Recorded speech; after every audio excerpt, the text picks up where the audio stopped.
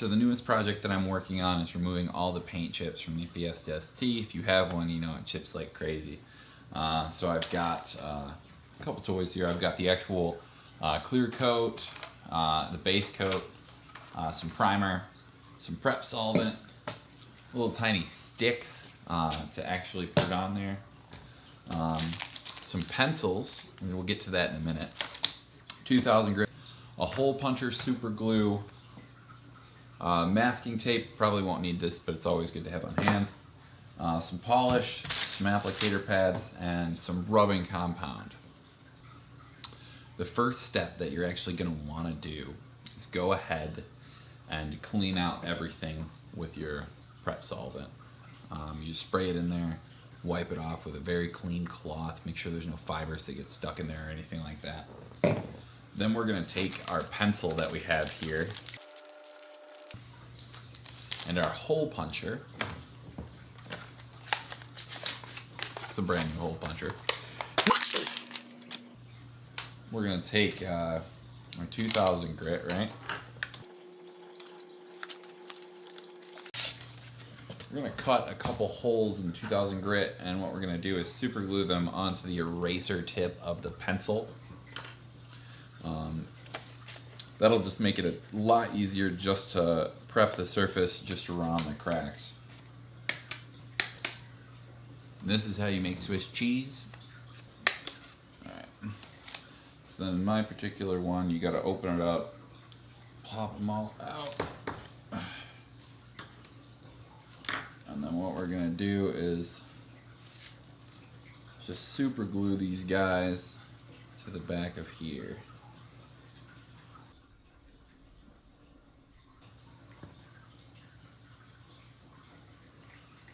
A little bit tricky, but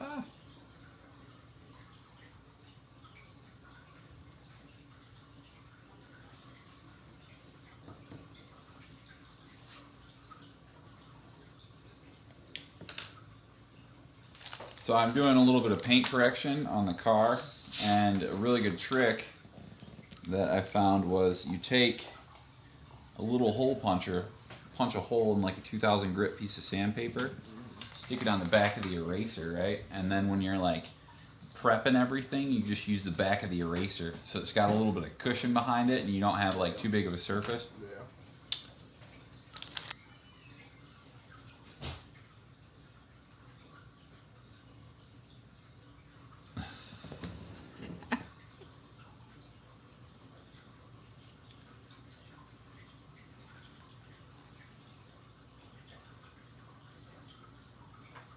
Quite a few chips, so I used basically a whole pack of pencils to actually go ahead, and what we're gonna do, I'll just explain it real quick. Say if this is the chip, the tip of my finger, we're gonna just take this in there and loosen up anything on the edges. We don't want it to be to like the chipped part of the paint, so we'll go ahead and just go in there, and this makes it so we can get in just nice and easy. So before you actually do anything, you're gonna wanna spray some prep solvent on there. Just slightly remove it. You're trying to get any wax or grease that's on there off. So that way it'll adhere the actual paint and primer perfectly. So we've got our primer on. We wanna clean up all the edges though. So we take our eraser and just lightly go on top of it. It can really help to put a little bit of moisture on there as well.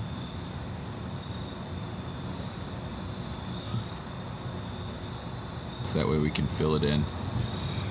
And when we actually do that, it's gonna end up looking like this one right here. You can see 2 or 3 that I've already done, and you can see how the clear coat kind of looks a little hazy around it. Like right in here. That's normal. Don't worry about that. We're gonna buff that out at the end. So this is completely unrelated to the video at all. I just wanted to complain that I hit a squirrel or a cat or I don't know what I hit. Hit something on the freeway last night.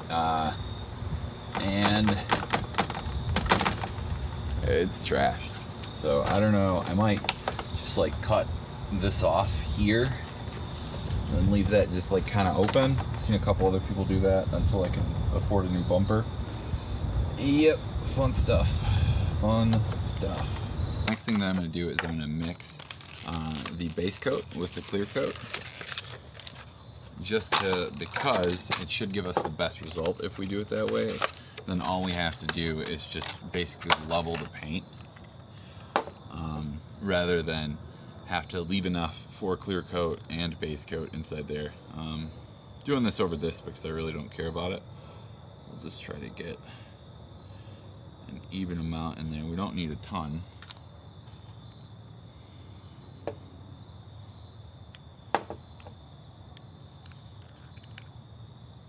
Now, one thing, there is no actual sparkles in this. I feel like for a little bit better result, you could add some.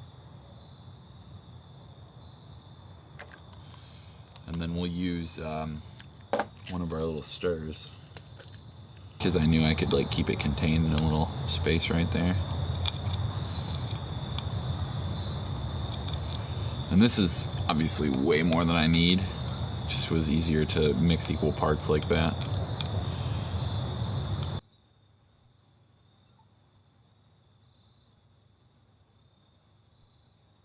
You kind of just want to touch it on there so it flows into it.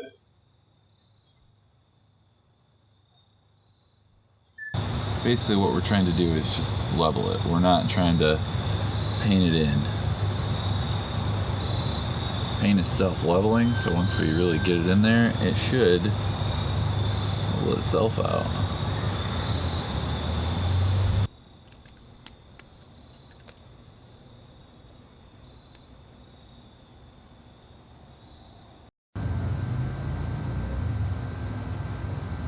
Alright, so once that's all dried, what you're going to want to do is basically try to get this wet, and it's going to be hard, especially my car is ceramic coated, so it doesn't want to get wet. You might just have to, and then you're going to take it and you're going to try to flatten it down just with the tip of the eraser. Just ever so slightly.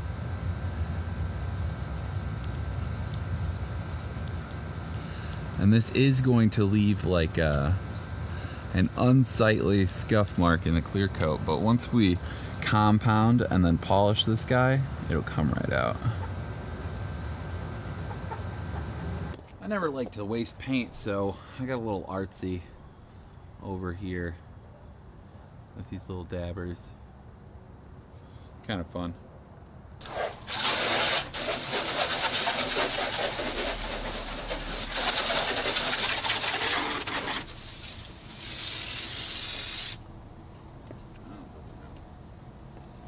So now that we've got everything all filled in, I got a polisher, a couple pads for it, compound pad, finishing pad, polishing pad, some compound, it's Meguiar's Ultimate Compound, and then Turtle Wax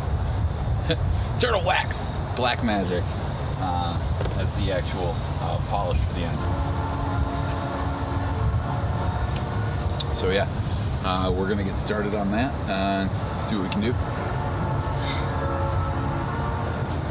I've went ahead and dampened up the actual compounding pad on here. I'm told to apply a small amount on here and then replenish as needed.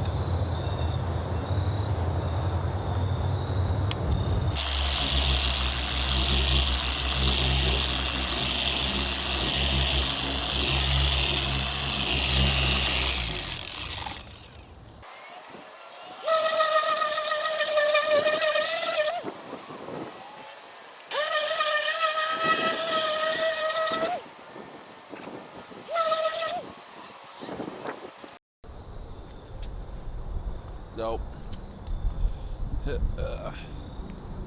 kind of want to just put it on there lightly first, move it around, and then actually put it on.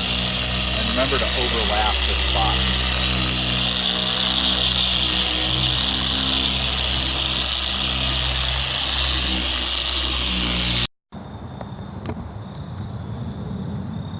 All right, so now in the sections I lightly polished over, I'm gonna go ahead and just wipe it off with a microfiber, so that way I can see if we polished it hard enough. And initial results, it's looking pretty good, just around there. And this is just compound. This isn't actually polish.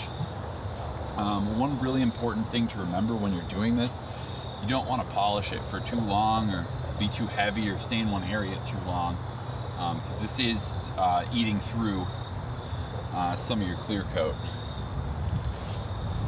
That being said, just this initial run looks pretty good. I think I am going to have to hit a couple of the spots again. But that being said, not really a big deal. It's looking pretty great. The rest of my hood looks better than it did before.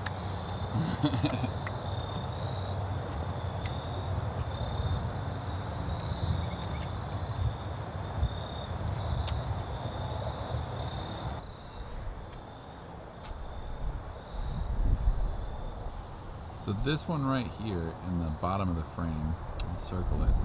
You can kind of see what it looks like after compounding. You can still see a difference after the first time. This is another one. But it's so much improved compared to how it looked before the compounding. And this will all come out when we polish it. A lot better? Yeah. Really.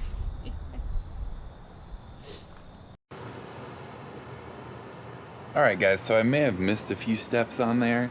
Camera battery died, other stuff, but the end result, I'd have to say, you would be hard pressed to even tell that we did a ton of correction on this hood.